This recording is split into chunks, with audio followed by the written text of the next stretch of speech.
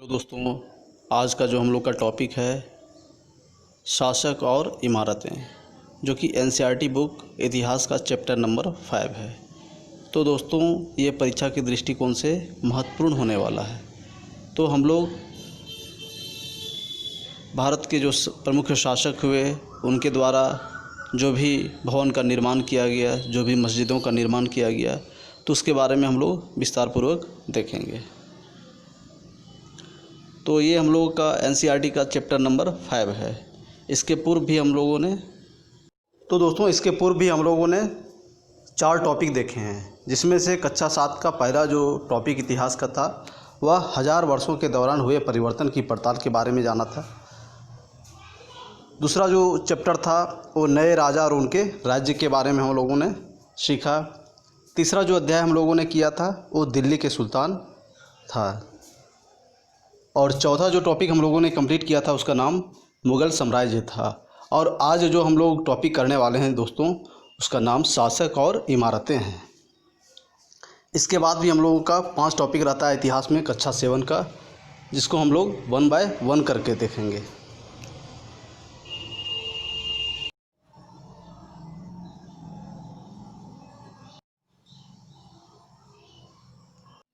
बात करते हैं दोस्तों चित्र संख्या 1, जिसमें कुतुब मीनार दर्शाया गया है, जिसमें कुतुब मीनार की 5 मंजिली इमारत है।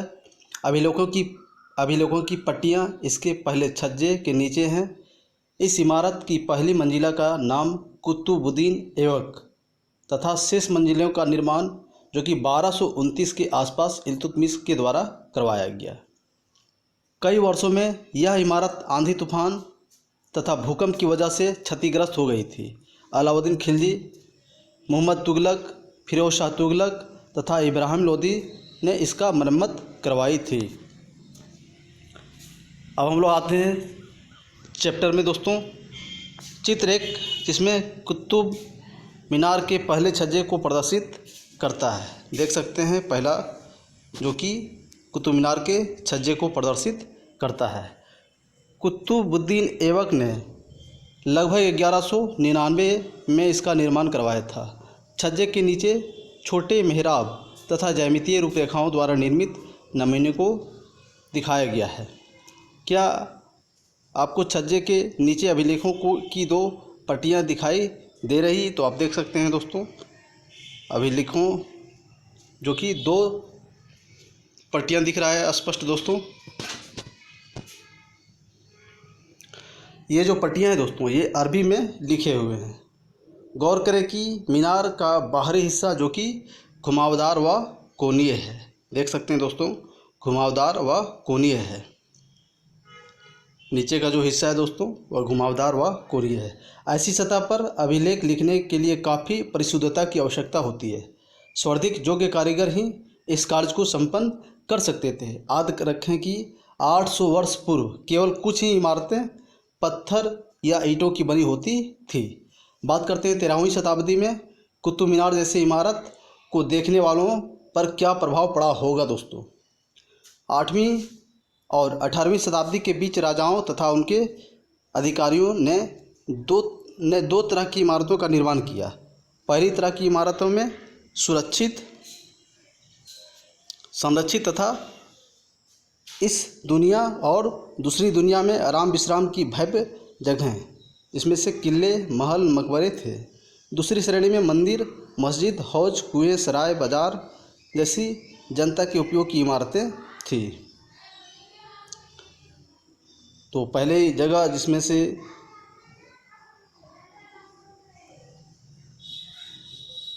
इमारत सुरक्षित, संरक्षित तथा दुनिया और दूसरी दुनिया में आराम विश्राम की भव्य जगहें थी, जिसमें से किले, महल, मकबरे, अर्थात पहले श्रेणी में किले, महल, मकबरे थे, जबकि दूसरे श्रेणी में मंदिर, मस्जिद और हौज, कुएं, सराय और बाज़ार को रखा गया था।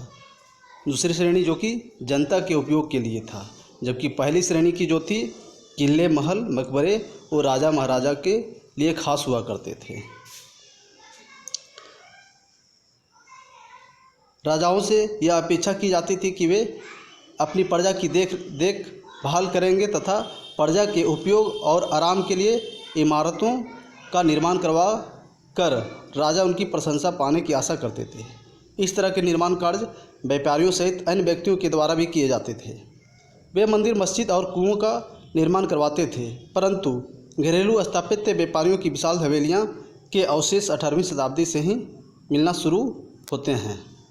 बात करते हैं दोस्तों आगरा किले के निर्माण में लगा श्रम अर्थात परिश्रम। अकबर द्वारा निर्मित आगरा का जो किला है दोस्तों वह अकबर के द्वारा निर्मित है। आगरा किले के निर्माण हेतु 2000 पत्थर काटने वाला, 2000 सीमेंट व चूना बनाने वालों तथा 8000 मजदूरों की आवश्यकता पड़ी थी, अर्थात कुल 12000 मजदूर जो कि आगरा किले के निर्माण में लगे हुए थे। बात करते हैं दोस्तों तब का कौशल और निर्माण कार्य कैसे होता था, लोगों के द्वारा उतने बड़े भवनों का निर्माण कैसे किया जाता था। स्मारकों से हमें उनके निर्माण में प्रयुक्त शिल्प विज्ञान का भी पता चला है। छत का उदाहरण ले लीजिए, हम 4 दीवारों के आर पार लकड़ी की सह तीरों अथवा एक पत्थर की पटिया रख कर छत बना सकते हैं, लेकिन यह कार्य उस समय बहुत कठिन हो जाता है जब हम एक विस्तृत अधिरचना वाले विशाल कक्ष का निर्माण करना चाहते हैं। इसके लिए अधिक परिष्कृत कौशल की ज़रूरत होती है। 7वीं और 10वीं शताब्दी, बात कर रहे हैं 7वीं और 10वीं शताब्दी के बारे में दोस्तों, के मध्य वास्तुकार भवनों में और अधिक कमरे, दरवाजे, खिड़कियां बनने लगे। छत, दरवाजे और खिड़कियां अभी भी 2 ध्रुवीय खंभों के आर पार एक अनुप्रस्थ सहतीर रखकर बनाए जाते थे। वास्तुकला की यह शैली अनुप्रास्थ टोड़ा निर्माण कहलाई या कही जाती है। 8वीं से 13वीं शताब्दी के बीच मंदिर, मस्जिद, मकबरे तथा सीढ़ीदार कुओं से जुड़े भवनों के निर्माण में इस शैली का प्रयोग हुआ। अब बात करते हैं चित्र संख्या 2 के का, जो कि दिल्ली की कुव्वत अल इस्लाम मस्जिद का एक हिस्सा, जो कि 12वीं शताब्दी के उत्तरार्ध में बना हुआ है। ये देख सकते हैं दिल्ली का कुव्वत अल इस्लाम मस्जिद का जो कि कुछ शेष भाग दिखाया गया है। चित्र संख्या 2 के खा में देख सकते हैं मेहराब के निर्माण में अनुप्रास्थ टोड़ा तकनीकी का इस्तेमाल किया गया है। बात करते हैं 11वीं शताब्दी के प्रारंभ में मंदिर निर्माण। मंदिर का निर्माण जो प्रारंभ हुआ दोस्तों 11वीं शताब्दी में प्रारंभ हुआ, जो कि चित्र 3 के का में दिया हुआ। तो ये आपका चित्र 3K1 में देख सकते हैं शिव की स्तुति में बनाए गए कंदरिया महादेव मंदिर का निर्माण, जो कि चंदेल राजवंश के राजा धगदेव द्वारा 999 में किया गया था। चित्र संख्या 3 के खा में, यही आपका तीसरा के खा दोस्तों, मंदिर की योजना है। एक अलंकृत द्वार से इसके प्रवेश भाग और मुख्य सभा भवन, जिसको महामंडप भी कहा जाता है, जहां नृत्य का आयोजन होता था, तक पहुंच जाता था। प्रमुख देवता की मूर्ति मुख्य मंदिर के गर्भगृह में रखी जाती थी। धार्मिक अनुष्ठान इसी जगह संपन्न किए जाते थे तथा इसमें केवल राजा, उसका निकटतम परिवार तथा पुरोहित एकत्रित होते थे। खजुराहो समूह में राजकीय मंदिर सम्मिलित थे, जहां सामान्य जनमानस को जाने की अनुमति नहीं थी। यह मंदिर सुपरिष्कृत उत्कीर्ण मूर्तियों से अलंकृत था। तो आप देख सकते हैं दोस्तों तीसरा के ये खा चित्र है, जहां इसको विशेष तरीके से अलंकृत कर इसका द्वार, मुख्य सभा भवन, नृत्य का जहां आयोजन होता था वह स्थल, ये देख सकते हैं जहाँ पर नृत्य का आयोजन हुआ करता था दोस्तों। धार्मिक अनुष्ठान जैसे कार्य संपन्न करने के लिए स्पेस, ये सारा चीज़ उस समय आर्किटेक्ट के द्वारा बनाए जाते थे दोस्तों। चित्र 4 में हम लोग देख सकते हैं दोस्तों, जो कि तंजावुर के राजराजेश्वर मंदिर का शिखर उस समय के मंदिरों में सबसे ऊंचा था। इसका निर्माण कार्य आसान नहीं था, क्योंकि उन दिनों कोई क्रेन नहीं थी। शिखर के शीर्ष पर 90 टन का पत्थर ले जाना इतना भारी होता था कि उसे व्यक्ति अपने आप उठाकर नहीं ले जा सकते थे। इसीलिए इस काम के लिए वास्तुकारों ने मंदिर के शीर्ष तक पहुंचाने के लिए चढ़ाईदार रास्ता बनवाया तथा रोलरों द्वारा भारी पत्थरों को इसी रास्ते से ऊपर ले जाया गया। इस काम के लिए 4 किलोमीटर से ज़्यादा लंबा पथ तैयार किया जाता था, जिससे चढ़ाई बहुत खड़ी ना हो। मंदिर बन जाने के बाद इसे गिरा दिया गया, लेकिन उस क्षेत्र के लोगों ने मंदिर निर्माण के अनुभव को काफ़ी लंबे समय तक याद रखा। आगे बात करते हैं दोस्तों। आज भी मंदिर के पास के एक गांव को चारूपल्लम कहा जाता है, जिसका शाब्दिक अर्थ है चढ़ाईदार रास्ते का गांव। ये देख सकते हैं दोस्तों राजराजेश्वर का मंदिर। बात करते हैं दोस्तों 12वीं शताब्दी की, जिसमें 2 प्रौद्योगिकी एवं शैली संबंधी परिवर्तन दिखाई पड़ने लगे, जिसमें से पहला दरवाज़ों और खिड़कियों के ऊपर की अधिरचना का भार कभी कभी मेहराबों पर डाल दिया जाता था। वास्तुकला का यह चापाकार रूप था। चित्र संख्या दूसरा के का और व खा की तुलना आप लोग कर सकते हैं दोस्तों। चित्र संख्या 5 के का और 5 का खा, ये देख सकते हैं दोस्तों, ये 5 का है और आप नीचे ये देख सकते हैं 5 का खा है दोस्तों। दोनों चित्रों को आप गौर से देखें दोस्तों। चित्र संख्या 5 के का में दिखाया हुआ मेहराब का विशुद्ध रूप, जिसमें मेहराब के मध्य में डाट अधिरचना के भार को मेहराब की आधारशिला पर डाल देती है। यही आप देख सकते हैं दोस्तों, जिसका ये भार सारा आधारशिला पर डाल दिया जाता है। मेहराब का विशुद्ध रूप अलाई दरवाजे का मेहराब, जो कि प्रारंभिक 14वीं सदी का है दोस्तों। इसके निर्माण कार्य में चूना पत्थर सीमेंट का प्रयोग बहुत बढ़ गया। यह उस श्रेणी की सीमेंट होती थी जिसमें पत्थर के टुकड़े के मिलाने से कंक्रीट बनती थी। इसी वजह से विशाल ढांचों का निर्माण सरलता और तेज़ी से होने लगा। चित्र 6 में निर्माण स्थल पर एक नज़र डालें। आपका ये देख सकते हैं दोस्तों, चित्र संख्या 6 है, जिस पर नज़र डालना है, इसके बारे में देखना समझना है दोस्तों। आगरा किले में जल द्वार निर्माण को दिखाती एक चित्रकारी, इसे अकबरनामा से लिया गया है दोस्तों, इसे अकबरनामा से लिया गया है।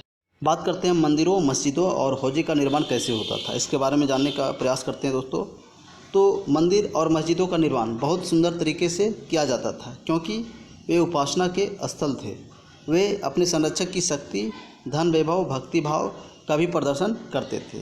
अर्थात मंदिर मस्जिद जो होता था वो भक्ति भाव, धन वैभव और शक्ति के संरक्षक के रूप में प्रदर्शन किया जाता था, मानते थे लोग। उदाहरण के लिए राजराजेश्वर मंदिर को ले लिया जा सकता है। यह एक अभिलेख से इस बात का संकेत मिलता है कि मंदिर का निर्माण राजा राजदेव ने अपने देवता राजराजेश्वरम की उपासना हेतु किया था। ध्यान दें कि राजा और उसके देवता के नाम काफ़ी मिलते जुलते हैं। राजा ने इस तरह का नाम इसलिए रखा क्योंकि यह नाम मंगलकारी था। राजा स्वयं को ईश्वर के रूप में दिखाना चाहता था। धार्मिक अनुष्ठान के जरिए मंदिर में एक देवता अर्थात राजदेव, दूसरा देवता राजराजेश्वरम का सम्मान करता था। सभी विशालतम मंदिरों का निर्माण राजाओं ने करवाया था। मंदिर के अन्य लघु देवता शासक के सहयोगियों तथा अधीनस्थों की देवी देवता थे। यह मंदिर शासक और उसके सहयोगियों द्वारा शासित विश्व का एक लघु रूप ही था। जिस तरह से वे राजकीय मंदिर में इकट्ठे होकर अपने देवताओं की उपासना करते थे, ऐसा प्रतीत होता था मानो उन्होंने देवताओं के न्यायप्रिय शासन को पृथ्वी पर ला दिया हो। मुसलमान सुल्तान तथा बादशाह स्वयं को भगवान के अवतार होने का दावा तो नहीं करते थे, किंतु फारसी दरबारी इतिहासों में सुल्तान का वर्णन अल्लाह की परछाई के रूप में हुआ है दोस्तों। दिल्ली का एक मस्जिद के अभिलेखों से पता चला है कि अल्लाह ने अलाउद्दीन को शासक इसलिए चुना था क्योंकि उसमें अतीत के महान विविधकर्ताओं मूसा और सुलेमान की विशेषताएं मौजूद थी। सबसे महान विधिकर्ता और वास्तुकार अल्लाह स्वयं था। उसने अर्थव्यवस्था को दूर करके विश्व का सृजन किया तथा एक व्यवस्था और संतुलन को कायम किया। अल्लाह के द्वारा विश्व का सृजन किया गया तथा एक व्यवस्था और संतुलन को कायम किया गया। दोस्तों, सत्ता में आने पर प्रत्येक राजवंश के राजा ने शासक होने के अपने नैतिक अधिकार पर और जोर डाला। दोस्तों, उपासना के स्थानों के निर्माण ने शासकों को ईश्वर के साथ अपने घनिष्ठ संबंध की उद्घोषणा करने का मौका दिया। ऐसी उद्घोषणाएं तेज़ी से बदलती राजनीति के संदर्भ में महत्व ग्रहण कर लेती थी। शासकों ने विद्वान तथा धर्मनिष्ठ व्यक्तियों को भी आश्रय प्रदान किया और अपनी राजधानियों और तथा नगरों के महत्वपूर्ण सांस्कृतिक इस प्रकार से शासकों ने विद्वानों तथा धर्मनिष्ठ व्यक्तियों को आश्रय प्रदान करने का काम किया और परिवर्तन करने का प्रयास भी किया। इन सबसे उनके शासन तथा राज्य को ख्याति मिली। व्यापक समझ यह थी कि न्यायप्रिय राजा का राज ऐसा होगा जहाँ खुशहाली होगी, जहाँ पर्याप्त वर्षा होगी। इसी तरह हौजों और जलाशयों के निर्माण द्वारा बहुमूल्य पानी उपलब्ध कराने के कार्य की बहुत प्रशंसा की जाती थी। सुल्तान इल्तुतमिश ने दिल्ली कोहाना के एकदम निकट एक विशाल तालाब का निर्माण करके व्यापक सम्मान प्राप्त किया। इस विशाल जलाशय को हौजा सुल्तानी अथवा राजा का तालाब कहा जाता था। देख सकते हैं दोस्तों, ये हरमंदिर साहिब जो कि स्वर्ण मंदिर जो कि अमृतसर में है, उसका पवित्र सरोवर का निर्माण करवाया गया है। दोस्तों, अब बात आती है दोस्तों कि मंदिरों को आखिरकार मुसलमानों के द्वारा नष्ट क्यों किया गया। तो मंदिर को नष्ट करने के पीछे क्या कारण था, इसके बारे में हम लोग जानते हैं। दोस्तों, राजा मंदिरों का निर्माण अपनी शक्ति, धन संपदा, ईश्वर के प्रति निष्ठा के प्रदर्शन हेतु करते थे। ऐसे में यह बात आश्चर्यजनक नहीं लगती है कि जब उन्होंने एक दूसरे के राज्यों पर आक्रमण किया तो उन्होंने प्राय ऐसी इमारतों पर निशाना साधा। 9वीं शताब्दी के आरंभ में जब पांड्यन राजा श्री बल्लभ ने श्रीलंका पर आक्रमण कर राजसेन प्रथम, जिसको 1831 से 1851 को पराजित किया था, उसके विषय में बौद्ध भिक्षु व इतिहासकार थमकीती ने लिखा है कि बहुत सारी चीज़ें वह ले गया। रत्न महल में रखी स्वर्ण की बनी बुद्ध की मूर्ति और विभिन्न मठों में रखे सोने की प्रतिमाओं, इन सभी को उसने जब्त कर लिया। सिहली शासक के आत्माभिमान को इससे जो आघात लगा था उसका बदला ले लिया जाना स्वाभाविक था। अगले सिहली शासक सेन द्वितीय ने अपने सेनापति को पांड्यों की राजधानी मदुरई पर आक्रमण करने का आदेश दिया। बौद्ध इतिहासकारों ने लिखा है कि इस अभियान में बुद्ध की स्वर्ण मूर्ति को ढूंढ निकालने तथा वापस लाने हेतु महत्वपूर्ण प्रयास किए गए। देख सकते हैं दोस्तों, ये मुग़ल चारबाग का फिगर दिया हुआ है चित्र संख्या 9 में। दूसरा देख सकते हैं हुमायूं के मकबरे का चारबाग जो कि दिल्ली में दोस्तों।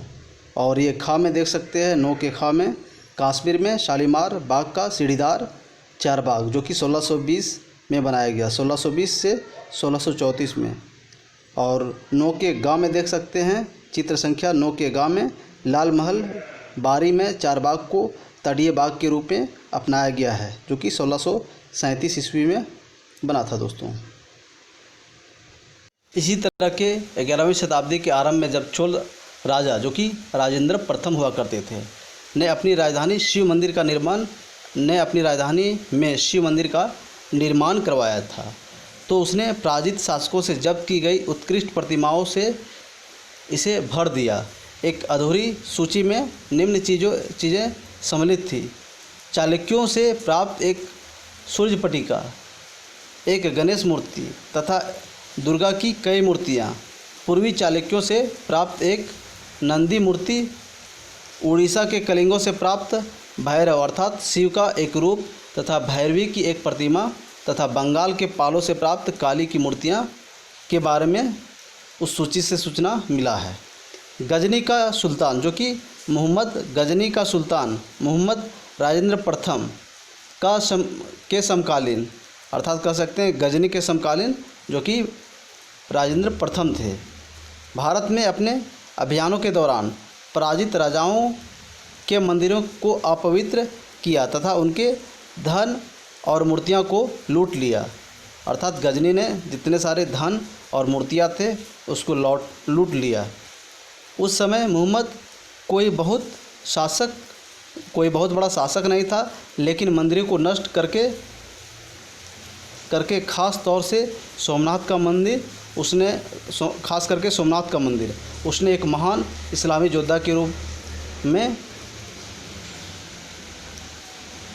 रूप में श्रेय प्राप्त करने का प्रयास किया। मध्ययुगीन राजनीतिक संस्कृति में ज़्यादातर शासक अपने राजनीतिक बल व सैनिक सफलता का प्रदर्शन पराजित शासकों के उपासना स्थलों पर आक्रमण करके और उन्हें लूटने का काम किया। दोस्तों नेक्स्ट टॉपिक जो हम लोग का होगा दोस्तों, बाग, मकबरे तथा किले के बारे में जानेंगे।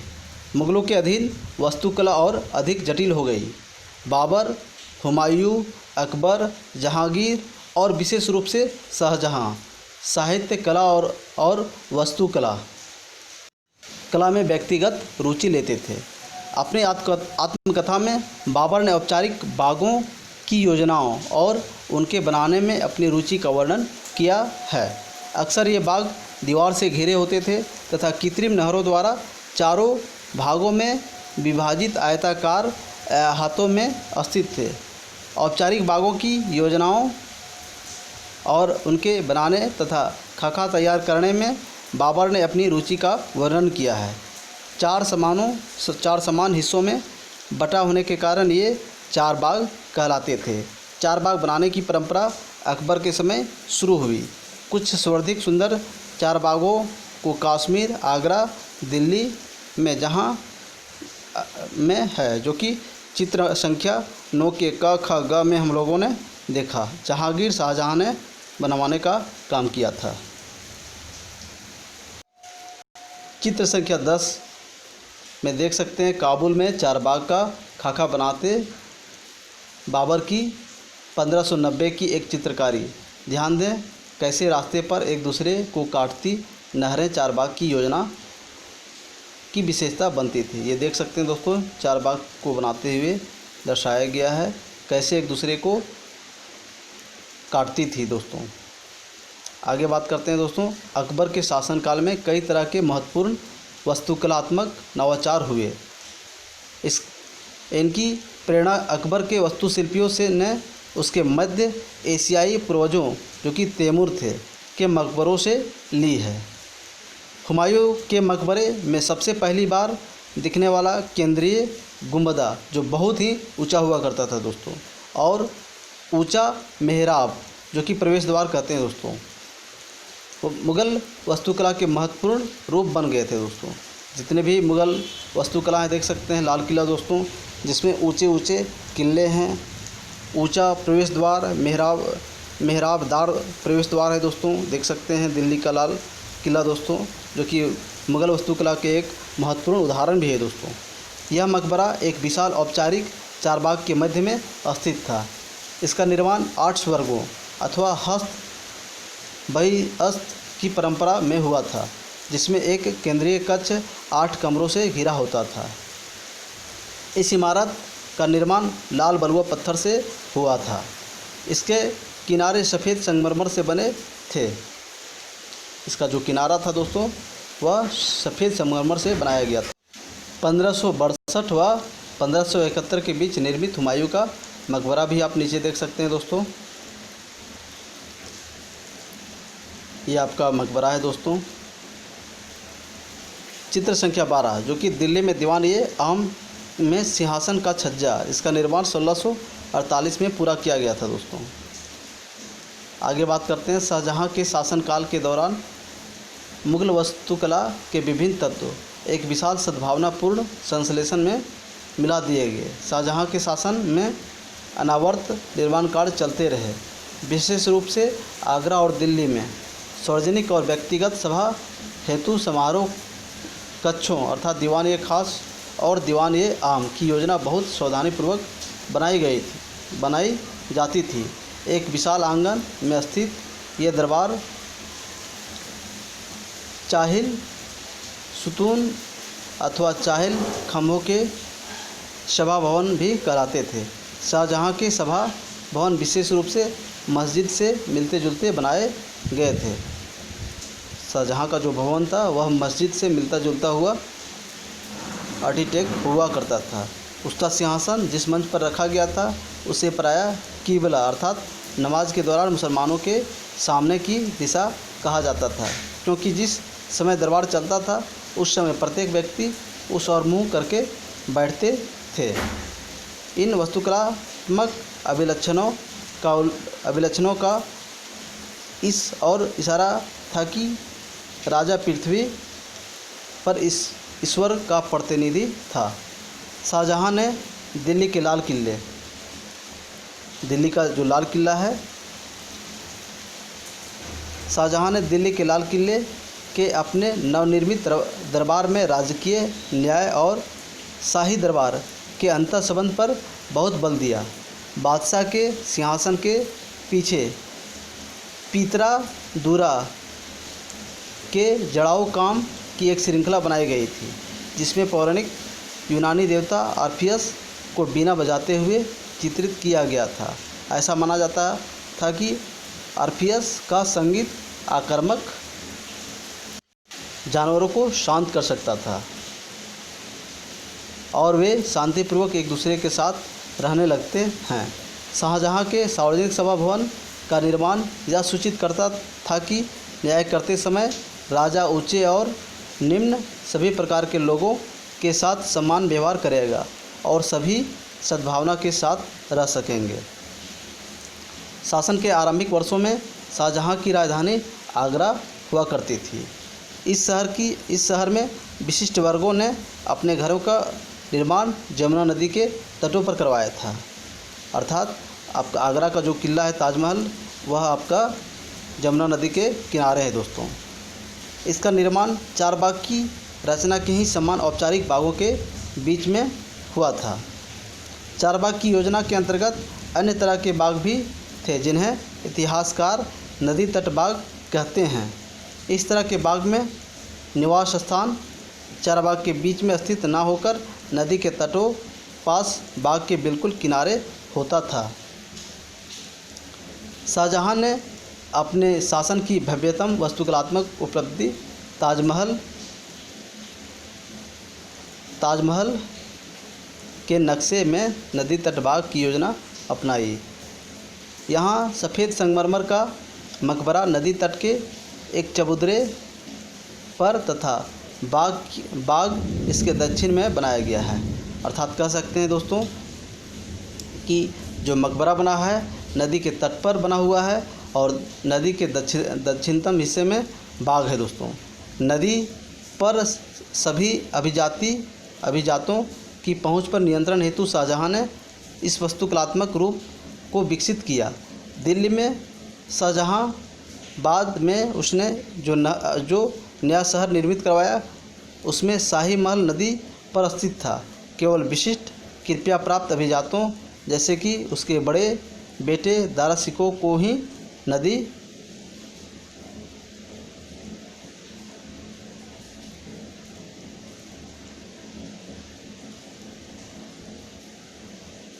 तक पहुंच मिलती थी। अन्य सभी को अपने घरों का निर्माण जमुना नदी से दूर शहर में करवाना पड़ता था। तो ये हम लोगों ने फिगर देखा दोस्तों। ऊपर से देखते हैं दोस्तों, ये आपका आगरा का ताजमहल है दोस्तों, जो कि परीक्षा के दृष्टिकोण से महत्वपूर्ण है दोस्तों, जिसका निर्माण 1643 ईस्वी में पूरा किया गया। ये देख सकते हैं जमुना नदी के किनारे बनाया गया ताजमहल का जो नक्शा है दोस्तों, जो तटबाग शहर का पूर्ण कल्पित दृश्य है दोस्तों। 14 में देखें हम लोग, 15 में जमुना नदी 1850 का शाहजहानाबाद का नक्शा है दोस्तों। बादशाह का निवास कहाँ है ये भी आप लोग देख सकते हैं दोस्तों। शहर काफ़ी घना बसा हुआ लगता है, लेकिन क्या इन सारी चीज़ों को आप देख सकते हैं गौर से दोस्तों।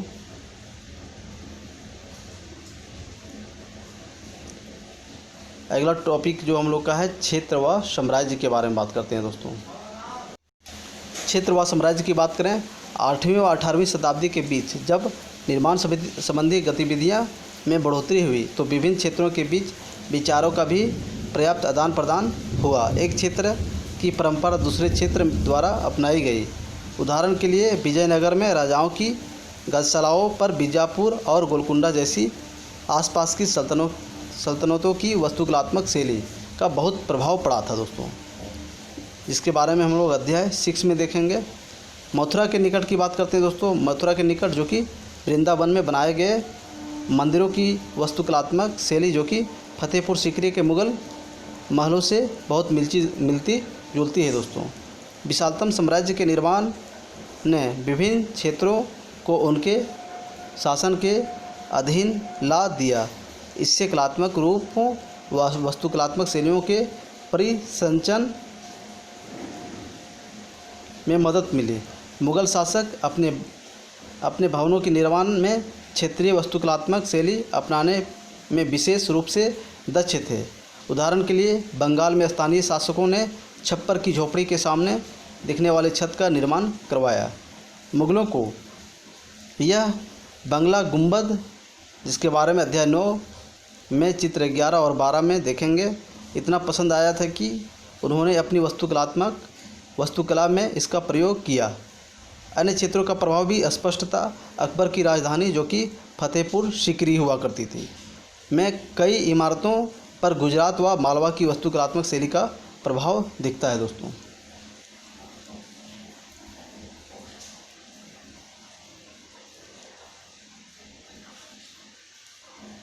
आसमान छूते चर्च के बारे में बात करते हैं दोस्तों। 15वीं शताब्दी में फ्रांस में आरंभिक भवनों की तुलना में अधिक ऊंचे व हल्के चर्चों के निर्माण के प्रयास शुरू हुए। ये 12वीं शताब्दी की बात है दोस्तों, क्योंकि फ्रांस में भवनों के निर्माण हुए जो कि ऊंचे चर्च हुआ करते थे।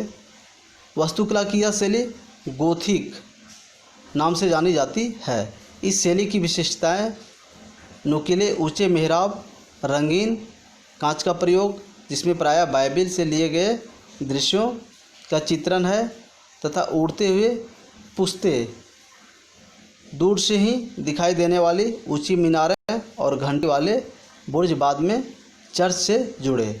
इस वास्तुकलात्मक शैली के सर्वोत्कृष्ट ज्ञात उदाहरणों में से एक पेरिस का नॉट्रे डम चर्च है। 12वीं और 13वीं शताब्दियों के कई दशकों में इसका निर्माण हुआ।